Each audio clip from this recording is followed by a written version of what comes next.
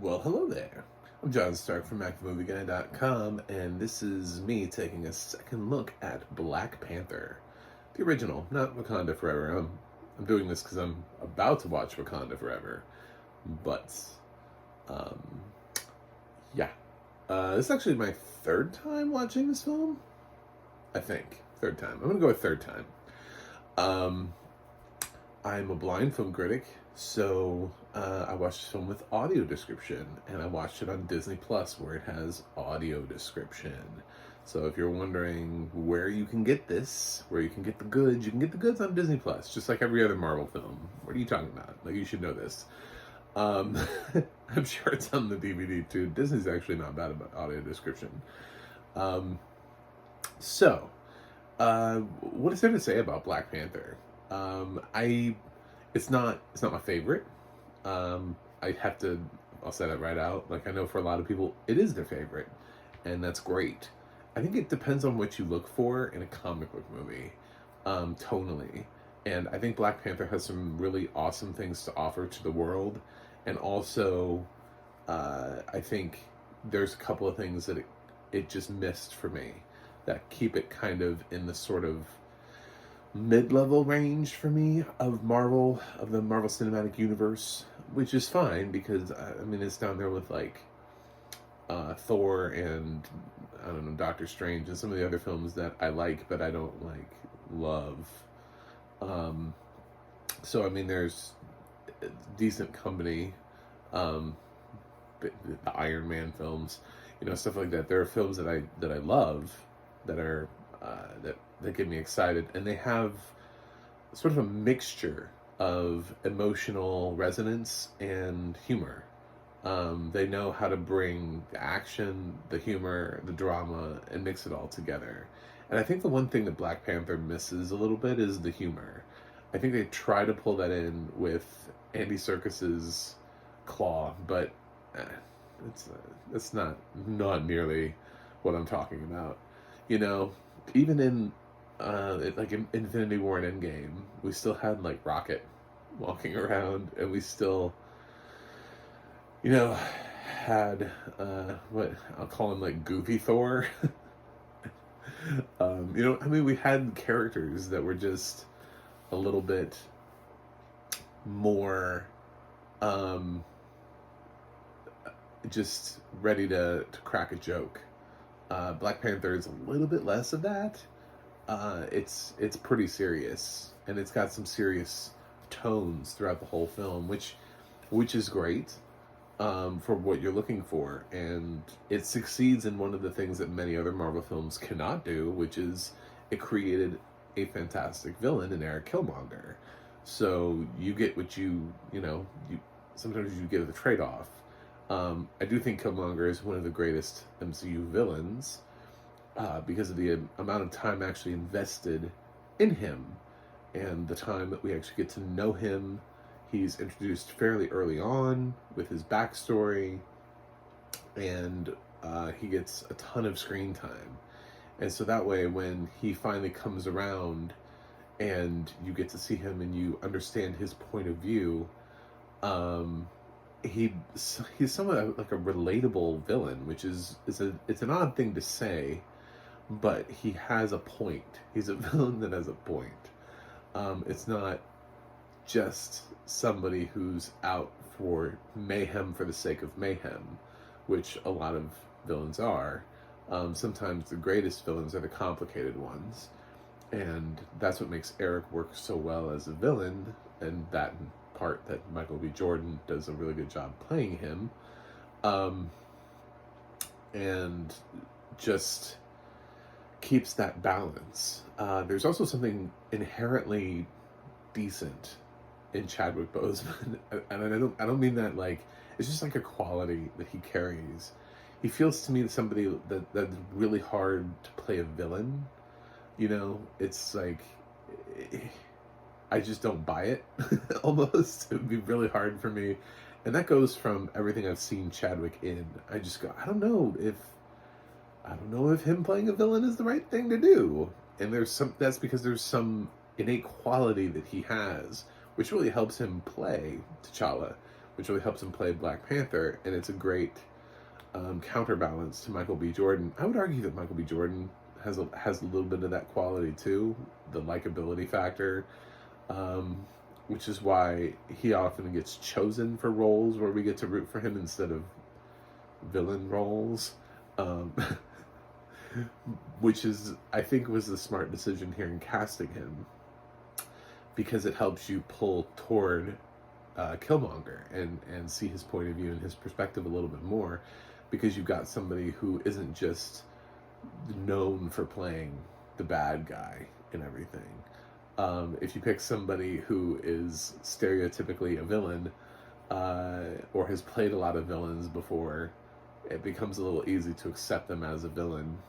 Probably a great example of this would be, I don't know, Woody Harrelson as Carnage. You know, that's great casting, whether you like the movie or not, because it's really easy to accept Woody in that role. You know, it's really easy to just go, oh yeah, Woody, oh yeah, I feel like I've seen Woody do this before. Oh, what was it? Natural Born Killers? And like, that's been ingrained in us for years, that he could be, you know, off his rocker. So, because Woody has chosen to do those roles and did them early on, it makes him just a great choice. But with Michael B. Jordan, you look back on his early career and you think Fruitvale Station, and you're like, oh, I gotta root for this guy, right? I mean, Fruitvale Station, this is Fruitvale Station, this is Apollo Creed, this is, like, how do I root against him? So it creates this really interesting dynamic in the film, between T'Challa and Killmonger, that is one of the stronger features of the film. The rest of the supporting cast does actually pretty good work. I think this film does a really good job of highlighting the female talent, and I would say I understand why Daniel Kaluuya doesn't feel the need to come back. I don't know that they really knew what to do with him. I don't feel like on the third watch I was just kind of like, well, Daniel Kaluuya's here. It's just like, I mean, he's an Academy Award winner now. You got to do something with his character. He can't just walk around and hang out in the background anymore. It's a little bit beneath him as an Oscar winner to just do what he did in the first Black Panther, which is like, hey, I'm here. What's up? So yeah, it definitely did a really good job of setting up Leticia Wright as Shuri, and she does a fantastic job, and Lupita Nyong'o and Angela Bassett and Denai Guerrera. All of those women have their moments here that Ryan Coogler just directs them and gives them. He seems to really find it simple to celebrate women and tell their stories and to give them their moments, and not just show them as helpless, you know, not just show them as victims or as tools to be used against T'Challa, but as actual people who have skill sets and personalities, and to show four very different women with very different personalities in the same film, and all give them sort of relatively the same amount of screen time. I think probably Angela Bassett has slightly less screen time than the other three, but that's another strong thing that the movie has going on. But I think the film needed a little bit of levity. Just every once in a while, I was feeling like we needed that character. And I don't know who that character would be. I know they, again, you could point to Andy Serkis, you could point to Martin Freeman, you could say maybe they're the comic relief. I don't know that they are. I mean, they're kind of just bland characters. Andy Serkis's character has always been a throwaway. He was never going to be the main villain of this film. So, he's disposable, and I don't think that he qualifies as comic relief on any sort of level, unless you just think his impersonation is so hilarious that you're like, oh, check out that accent. You know, I don't know. I think Andy Serkis is a good actor. So I just think that's where this film misses for me, is that the fun. And I know that part of me says that how do you do fun when you're starting the film off, you know, acknowledging the death of T'Challa's father, when everything feels sort of heavy. It's so weird how I think they wanted Black Panther to sort of rise out of that. And I'm sure that Ryan Coogler's sequel, had Chadwick Boseman not passed away, would have, you know, not been so centered around the loss of someone. But this film is centered, at least for the very beginning of the film, along the lines of the loss of T'Challa's father, the king, who died in Captain America Civil War. The very first time we got to see Black Panther. And it was in that film that we get a little bit of flashbacks to that here, where we see that loss and that grief, and we sit in it for a minute, and then we also get the comparison of what's going on with Eric and you know, T'Challa has to go and fight for his own kingdom, and all that stuff, and it just kind of builds out of that. But it's the catalyst here is death, and that's going to be the catalyst for Wakanda forever, is death. Now these films have made an absurd amount of money, so I'm sure there will be a third Black Panther. So hopefully the third one doesn't have to linger around death, and they can finally do their, okay, we can just start a film. We don't have to acknowledge that anyone has passed away. We can just go. we can just do what we wanted to do, and celebrate this culture and this community and this life and this character, even if it's not the initial way that was intended. So, like I said, I like Black Panther. I don't love Black Panther. It's fine. It's fine. You know, I just think it comes down to there are other superhero films that I like more. I'm not here to grade it again on its third time out, because it would, you know, I would be grading it on its ability to hold up, which it does, because I'm interested in comic books. So I think most comic book films, I find that when I watch them, they did hold up as well as I liked it the first time. So if anything, I'm going to end up liking it more on the second time around, because I'm more excited about the character, or because there were sequels that were made that have brought me into the character more, and things that I know from other films. So, for example, with Black Panther, obviously we had, you know, Infinity War and you know, all the other stuff that came along with Thanos, and the shaping of that culture. And now we are here, and now it's leading into Wakanda Forever, and I will see how I feel about Wakanda Forever. But it's possible that if I ever come back around to watching Black Panther a fourth time, that having watched Wakanda Forever, I may even have an even more favorable opinion of Black Panther, depending on how that goes. So the audio description here, of course, is really good, as most Marvel films are. I do have to bring up, because I just reviewed Till a couple weeks ago, sort of intention in casting for audio description. It's a tricky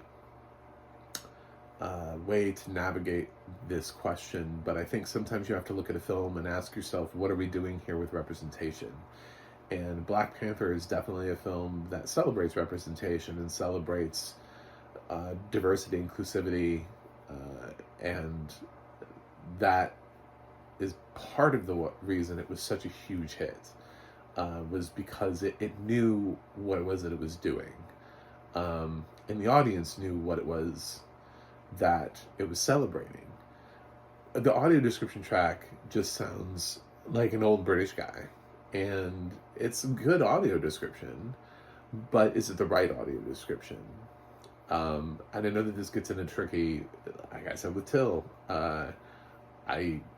we get into that sounds white category, but which is not a great place to be in, because but I have had conversations, and I'm hopefully going to have one here in about a week, if I can remember to make the meeting, where people in the audio description community talk about things like representation and how it matters to them as a POC listening to a film that is largely about their culture that's being described by somebody who sounds white, and whether or not they can tell, and whether or not how much that makes a difference to them. For me, obviously, if I don't give it a second thought, it makes no difference to me.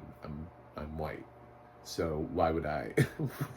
Like, it's not something that I give a second thought to. And it's if other people weren't telling me that this was important to them, I wouldn't be paying attention to it as much, to be honest. But those people don't have YouTubes, and those people aren't reviewing films with audio description, so I bring it up for them, and just to get that floating out there, to get people thinking about, the intention behind who you choose for films in the future. I have no idea who's narrating Wakanda Forever, or what that will sound like.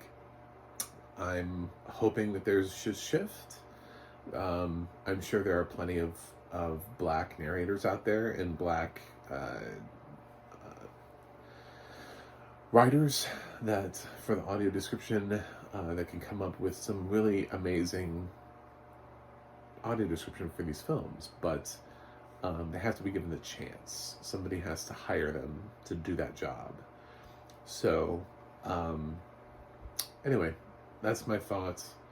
It's like I'm walking a thin line every time I talk about this, and I acknowledge the fact that it's weird because I'm white, and it's like, who's this white guy telling us to celebrate diversity and inclusivity? And it's just like, I mean, we want that for ourselves on some level as blind people, to be seen. And so I think when you're also a POC and blind, it's like you want to be seen on two levels. You don't want to just be totally forgotten on either level. And here's a way that we can acknowledge that blindness is a spectrum also, that there are white blind people, black blind people, Latinx blind people. It just depends on the content and how we get that across. It's intention and whether you choose to do it or not. So I'm not going to grade Black Panther. I'm sort of evolving my channel. I don't know why I would grade something that I'm on like the third time, because it's not the first time. I'll just say that I like the film enough, so you should watch it. I will also acknowledge it's not my favorite Marvel Cinematic Universe film, so you can take from that whatever you feel like. It's also very much not the worst. Very much not the worst. Don't even give it close. We're not even. Sadly, Marvel has produced a couple ones where I just go, I'm not watching that again. I'm not doing it.